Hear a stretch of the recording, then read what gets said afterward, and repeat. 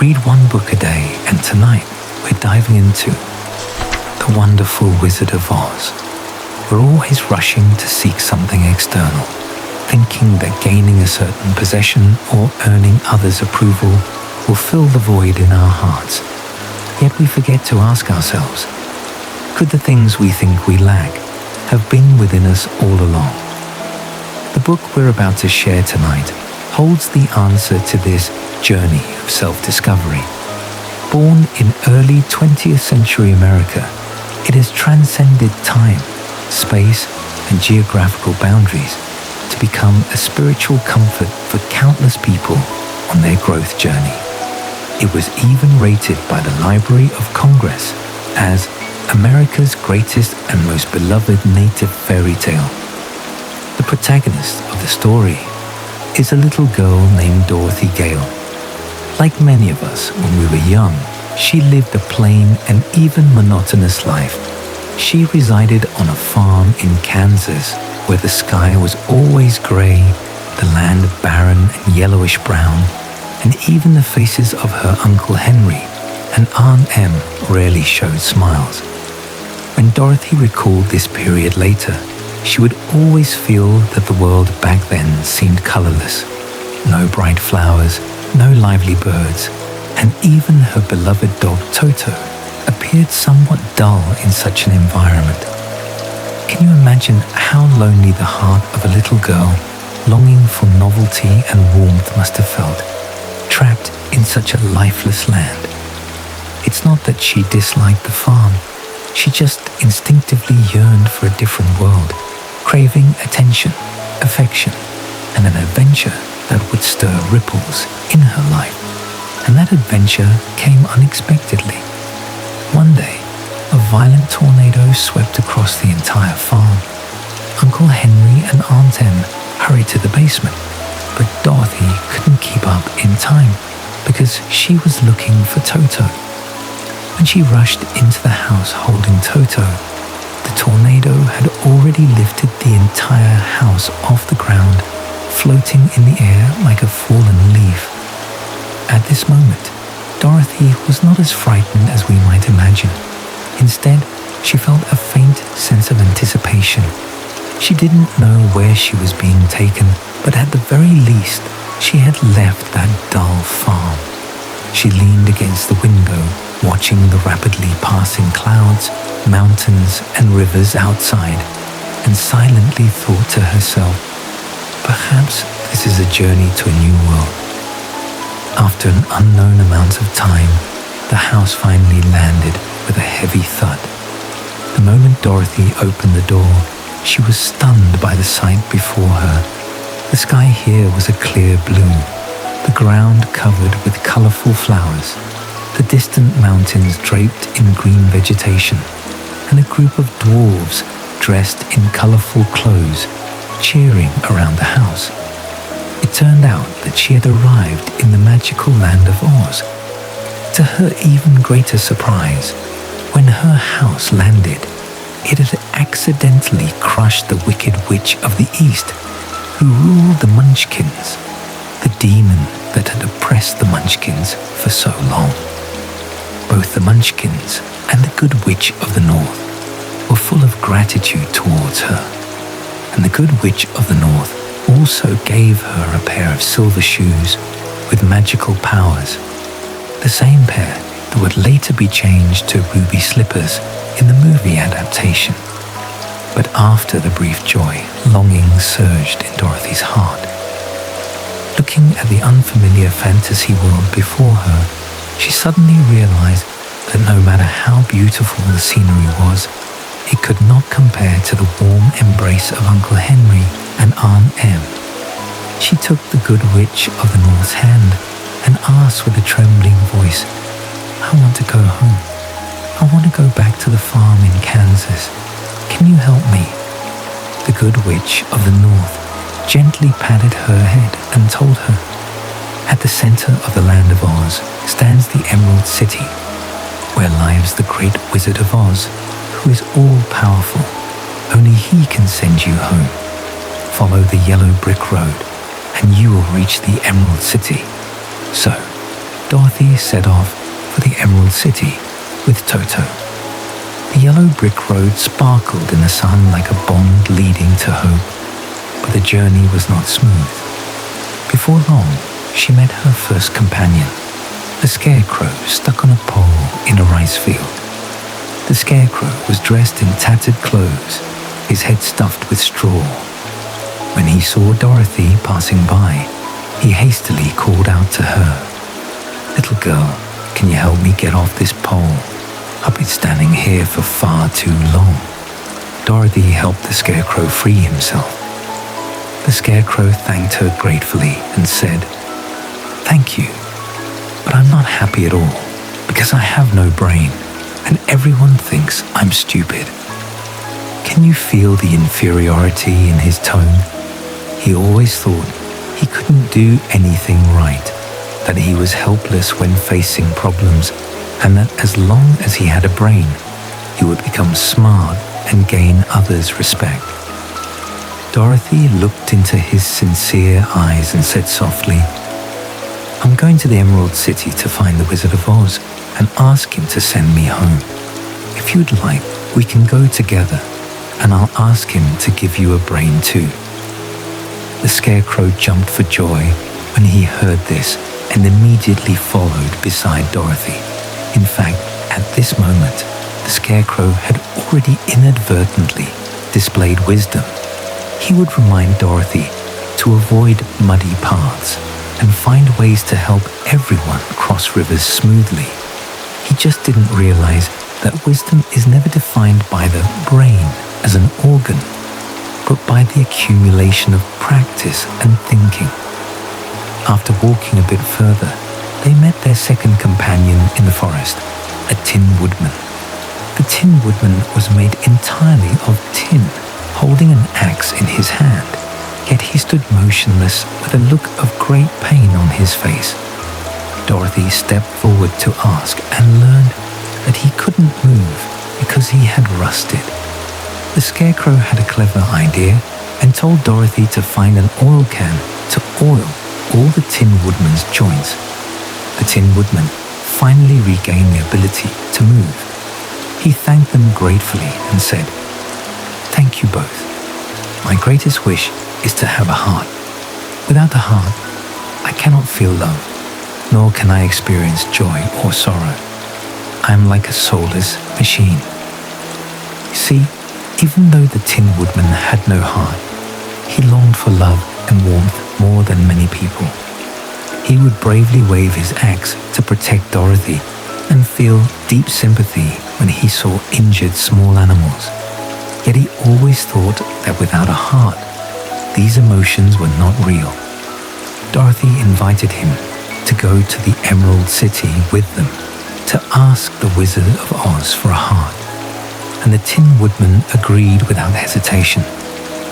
At this moment, he still didn't understand that love is never an exclusive function of the heart, but an instinct from the depths of one's soul, a sincerity willing to give for others. As they continued their journey, they met their third companion, a cowardly lion. The lion was tall and muscular with thick fur, looking imposing and majestic. Yet when he saw Dorothy and her group, he took several steps back in fear. It turned out that he was a lion who was afraid of everything. He said dejectedly, "I am the king of beasts, but I have no courage at all. I'm afraid of the dark, afraid of wild animals, and even afraid of thunder. I want to find the Wizard of Oz and ask him to give me some courage." Dorothy looked at this, brave on the outside, but cowardly on the inside lion, and couldn't help but laugh. Courage isn't something others can give you. You have to earn it yourself. But if you'd like, you can come with us to the Emerald City and we can try together. The cowardly lion nodded and joined their team. In fact, during the subsequent journey, the cowardly lion had shown courage countless times. He would be the first to stand in front of Dorothy when danger arose and take the initiative to explore unknown paths when everyone was in trouble. He was just trapped by the label of cowardice and had forgotten that he had the potential for bravery within himself all along. Now, this team consisting of a little girl, a scarecrow, a tin woodman, and a cowardly lion continued their journey along the yellow brick road. Along the way, they experienced numerous hardships and dangers. Once, they encountered a wide river with turbulent waters that made it impossible to wade across. The scarecrow had a clever idea and proposed making a raft with branches and vines. Everyone worked together and soon finished the raft. But when the raft reached the middle of the river, it suddenly hit a rapid current, and the scarecrow was accidentally blown into the river, hanging on a tree branch. Dorothy cried anxiously. The Tin Woodman immediately waved his axe to cut off the branch, and the cowardly lion jumped into the river to save the scarecrow. At this moment, they were no longer lonely individuals, but companions who relied on each other. The scarecrow used his wisdom to solve the problem of crossing the river. The Tin Woodman used his strength to protect everyone, and the cowardly lion used his courage to save his companion. Yet they still felt that they were missing something crucial. On another occasion, they walked into a dark forest filled with ferocious wild animals. Although the cowardly lion was afraid, he still mustered up the courage to walk in front, roaring at the wild animals to scare them away. Dorothy held Toto's hand tightly. The scarecrow reminded everyone to watch out for traps underfoot, and the Tin Woodman stood ready to use his axe to deal with any unexpected situations. During this dark journey, they encouraged and supported each other, and their once unfamiliar relationship grew closer and closer. Dorothy was no longer that lonely little girl. She had companions she could rely on. The scarecrow, the Tin Woodman, and the cowardly lion were no longer individuals only thinking about their own wishes. They began to think about others and learn to give and take responsibility. After days of trekking, they finally caught sight of the outline of the Emerald City. The city was shrouded in a green glow, all its buildings made of emeralds, sparkling like a gem inlaid at the center of the land of Oz. They excitedly ran towards the Emerald City, but when they reached the city gate, the guard told them, "The Wizard of Oz rarely sees outsiders. If you want to meet him, you must wear green glasses and abide by his rules." They put on the green glasses and entered the Emerald City, only to find that everything here was green. Green streets, green flowers, and green people. This green color was both fascinating and somewhat oppressive, as if the city was controlled by an invisible force. Finally, they met the Wizard of Oz. But strangely enough, each of them saw a different version of the wizard. Dorothy saw a huge head floating in midair. The scarecrow saw a beautiful woman sitting on a throne. The Tin Woodman saw a terrifying monster, and the cowardly lion saw a ball of fire. The wizard spoke to them in a majestic voice. "I can grant your wishes, but you must first do me a favor. Defeat the Wicked Witch of the West. She is the most evil being in the land of Oz, and only when you have destroyed her will I fulfill your requests." When they heard this request, everyone hesitated. They had long heard of the Wicked Witch of the West's reputation. She possessed powerful magic, and countless people had died at her hands. The cowardly lion trembled with fear and whispered, "Can we not go? I'm scared." The scarecrow also frowned. "We are no match for her at all. This is too dangerous." Dorothy looked at her companions, feeling afraid in her heart, but she knew this was their only chance to have their wishes granted. She took a deep breath and said, "We have to go. For the sake of going home, and for your wishes, we will work together, and we will definitely defeat her." So they set off again, this time for the land of the Wicked Witch of the West. The Wicked Witch's territory was a desolate wasteland, covered with black rocks, the sky grey, and the air filled with a pungent odour. The Wicked Witch had already learned of their arrival through her magic and sent a pack of hungry wolves to attack them. Although the cowardly lion was afraid, he still bravely rushed forward to fight the wolves. The Scarecrow directed everyone to hide behind the rocks to avoid being bitten by the wolves, and the Tin Woodman waved his axe, killing several wolves. In the end, they successfully repelled the wolves, but the Wicked Witch did not give up. She sent crows, black winds, and winky slaves to attack them again and again. In these battles, they became more and more united and brave. The Scarecrow's wisdom became increasingly prominent, and he always found ways to solve problems. The Tin Woodman's love became more and more evident, and he would take care of injured companions. The cowardly lion's courage also grew stronger and stronger, and he was no longer the lion who would back down at the first sign of danger. One day, the Wicked Witch discovered the silver shoes on Dorothy's feet. She knew the shoes possessed magical powers and wanted to take them for herself. She set a trap, captured Dorothy, locked her up, and stole one of the silver shoes. Dorothy was imprisoned in a dark cellar, her heart filled with despair. She missed Uncle Henry and Aunt Em and her companions in the Emerald City. She felt that she might never go home again. But at that moment, she thought of her companions' trust in her and the hardships they had endured together.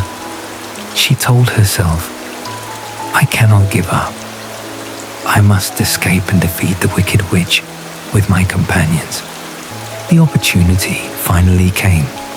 One day, the Wicked Witch came to the cellar, wanting to steal the other silver shoe. Dorothy looked at the Wicked Witch's ugly face, her heart filled with anger. She casually picked up a bucket of water beside her and poured it on the Wicked Witch. Unexpectedly, the Wicked Witch let out a shrill scream, and her body began to melt away slowly. It turned out that water was the Wicked Witch of the West's greatest weakness. Dorothy was stunned. She never thought she would defeat the Wicked Witch so easily. She rushed out of the cellar, found her companions, and told them the good news. The Winky slaves were also freed because of the Wicked Witch's death. They were full of gratitude towards Dorothy and her group, and helped them retrieve the stolen silver shoe. They returned to the Emerald City with the Wicked Witch's broomstick. But when they met the Wizard of Oz again, they uncovered a shocking secret. The Wizard of Oz was not a great magician at all. He was just a circus performer from Omaha.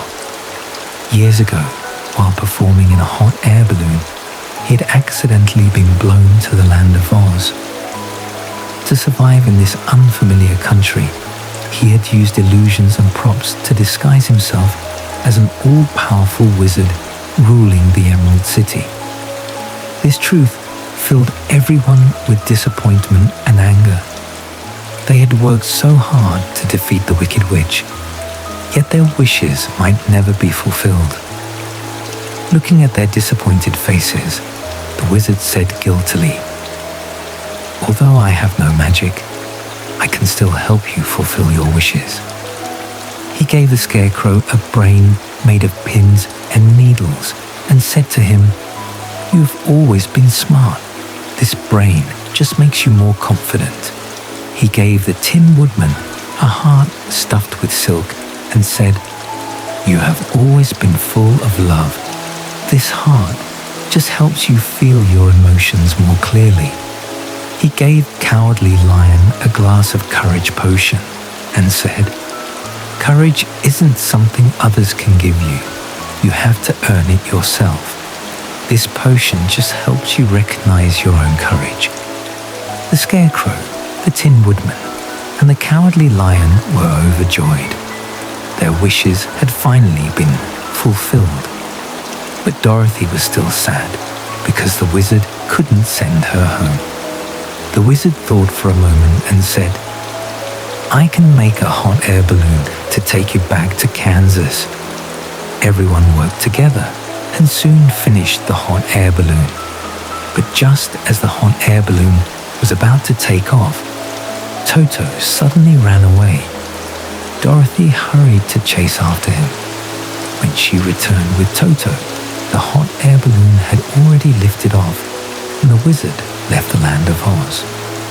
Dorothy watched the distant hot air balloon, tears streaming down her face. She felt that she might never go home again. Just as Dorothy fell into despair, the Good Witch of the North suddenly appeared. She said gently to Dorothy, "Child, you don't need to look for the Wizard of Oz, nor anyone else. The silver shoes on your feet have the power to take you home. Just tap your heels together 3 times and say, 'Take me home,' and you will instantly return to wherever you want to go." Dorothy couldn't believe her ears. She looked at the silver shoes on her feet, hope filling her heart. She said goodbye to the Scarecrow, the Tin Woodman, and the Cowardly Lion one by one, thanking them for their company and help along the way. Later, the Scarecrow became the ruler of the Emerald City. The Tin Woodman became the ruler of the Winkies, and the Cowardly Lion became the king of the forest. Dorothy stood still, closed her eyes, tapped her heels together 3 times and whispered, "Take me home. Take me back to the farm in Kansas." When she opened her eyes again, she found herself lying on the grass of the farm in Kansas, with Toto lying beside her. Uncle Henry and Aunt Em were anxiously searching for her. Seeing that she was safe and sound, they hugged her tightly with joy. Looking at the familiar farm and her relatives' faces, Dorothy suddenly realized that this was the warmest and happiest place in the world. The magical journey and her beloved companions felt like a beautiful dream. But she knew that this dream had changed her, making her braver, stronger, and more appreciative of everything around her. Now that the story is over, you may be as touched by this warm ending as I am. But what makes The Wonderful Wizard of Oz a classic that has endured for over a century is not just its fantastical adventure story, but the profound insights into human nature and growth that it contains. In this story, the Scarecrow, the Tin Woodman, and the Cowardly Lion are actually reflections of each and every one of us. We are always doubting ourselves, thinking that we lack something: wisdom, love, courage. We desperately seek external validation, hoping to gain the things we think we lack from others or the outside world. But just like the characters in the story, the things we think we lack have never left us. The Scarecrow had wisdom from the very beginning. He could find ways to cross rivers and direct everyone to deal with dangers. He just didn't believe in himself. The Tin Woodman had love from the start. He would feel sorry for injured companions and take care of small animals. He just thought that without a heart, he couldn't love. The Cowardly Lion had courage all along. He would protect his companions in danger and fight against evil forces. he was just trapped by the label of cowardice. Their journey was actually a journey of self-discovery. Through accompanying and supporting each other, they gradually recognized themselves and found the strength within their hearts. And Dorothy's journey was a search for home. At first, she longed to escape the dull farm and yearn for a new world. But when she actually found herself in the magical land of Oz, she realized the preciousness of home. Isn't this true for all of us? We are always longing for distant places, thinking that the scenery elsewhere is better and that life around us is too plain. But only after we have experienced hardships and storms do we understand that home is our warmest haven, and the plainness around us is the truest happiness. Dorothy finally returned to the farm in Kansas, not because of the wizard's magic or the silver shoe's power, but because her deep longing for home in her heart guided her back. This work was created during America's Gilded Age, a time when society was full of impetuosity and materialism. People were desperately pursuing material wealth, neglecting their inner needs. The yellow brick road in the book is interpreted as the gold standard system in America at that time. The Emerald City symbolizes people's yearning for material wealth, and Dorothy's journey represents people's search for a spiritual home in a materialistic society. Even today, this work still has profound practical significance. We live in an era of information explosion and fierce competition, surrounded by various anxieties every day.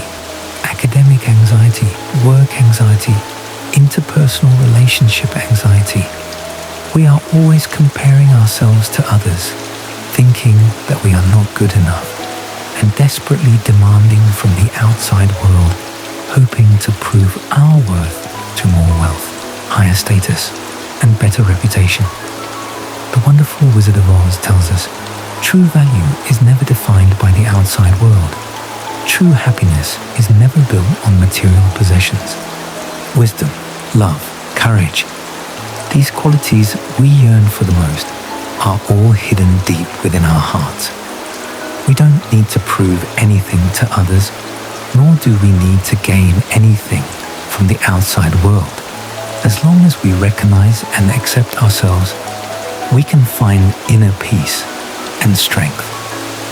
At the same time, this work also tells us that the power of friendship is infinite. On the path of growth, we can never walk alone. The companions around us will support and encourage us, making us not feel lonely or back down when facing difficulties. For modern people, this work is a warm antidote. It allows us to calm down in an impetuous society and re-examine our inner selves. It makes us understand that everything we pursue is actually around us.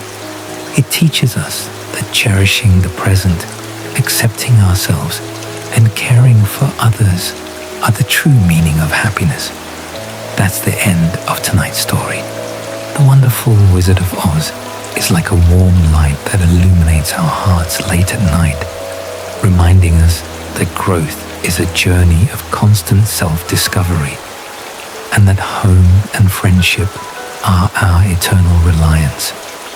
No matter if you are still troubled by trivial matters in life or doubting yourself at this moment, please remember, you already possess enough wisdom, love, and courage within yourself. You are worthy of being loved and worthy of happiness. No summary can replace the original work. A good book is worth reading page by page. Good night, and wish you a sound sleep tonight. I'm time for bed. If you like it, don't forget to subscribe to the channel, and I look forward to our next encounter.